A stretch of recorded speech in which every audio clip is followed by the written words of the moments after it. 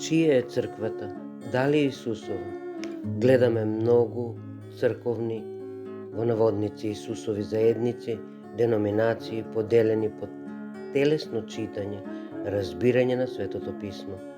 Сите мислат дека се вистинската црква, дека нивната, во наводници, наука за Словото е од Бога. Но, чија е тогаш црквата? Нели е Христова?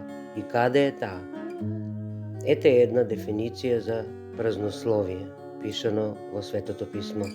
Сакајќи да бидат учители по законот, но не разбираат ни што зборуваат, ни што утврдуваат. А ние знаеме дека законот е добар, ако се држи како што треба. Законот е добар. Кој закон? Да се љубиме еден со друг. Дали при поделеноста на Исусовата црква сме останале во љубовта? Дали сме под законот или над законот? Бог сака сите луѓе да се спасат. Исто така пишано е во Светото Писмо.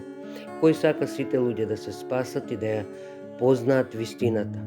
Обрнете внимание на сите луѓе. Има стих дека он вечно не се лути во псалмите. Од каде тогаш тоа вечно проклетство? Каде вечно ќе гориш на скарата на гревот? И што е тоа вечно во тој сооднос?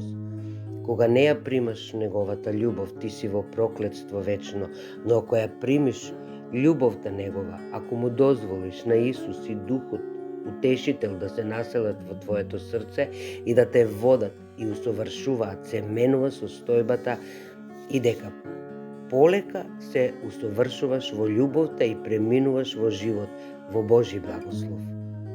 Дека љубовта никогаш не престанува и не го помни злото, пишано е во Писмото. Не е джелат, туку добриот Отец, кој во природата своја е љубов и долготрпеливо не чека да се покаеме и да го повикаме по своја волја. Исто така пишано е во Словото, како потврда на ова.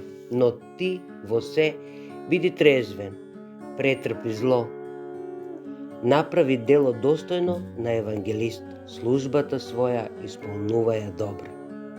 Потоа вели дека станува жртва и времето на заминувањето настапува.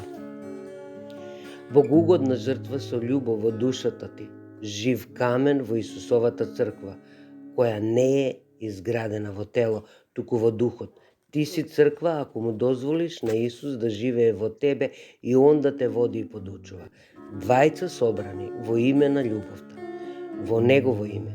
Црквата Исусова не е на луѓе и деноминации, поделености, но само ако не зборуваш од себе, туку Духот на Отецот зборува и действува во тебе, но по Негова волја, не по твојата. Гледам баханалистки дух кај една заедница. Пеат, играат телесно, мислат дека се во духот, како на свадба. Пишано е за ова во Словото. Народот седна да јаде, па пие, па стана да игра. А нема љубов. Во кој дух се тие тогаш? Нели е пишано да ги испитуваме духовите? Испитувајте ги. Како? Духот на Исус е љубов, тогаш има љубов. Ако има во се љубов која не престанува, таму е Духот Исусов. Сите мислат дека нивната црква е вистинската. Телесно читање на Светото Писмо доведува до погрешно толкување и поделби. Црквата е на Исус, таа е духовна состојба на сооднос, служење, сотрудништво, соработка, пријателство со Таткото Небесен и Исус Христос и целосно претопување во љубовта и Неговата волја. Не твојата, амин, црквата не е ваша, туку на Исус, не е телесна, ами духовна. Мир вам. Нека е за слава на Господ Исус Христос ова што го прочитав, дел од текстот во книгата Пријател Божји, напишана преку Духот Исусов на слугата Божји Тихомир Стојановски. Амин.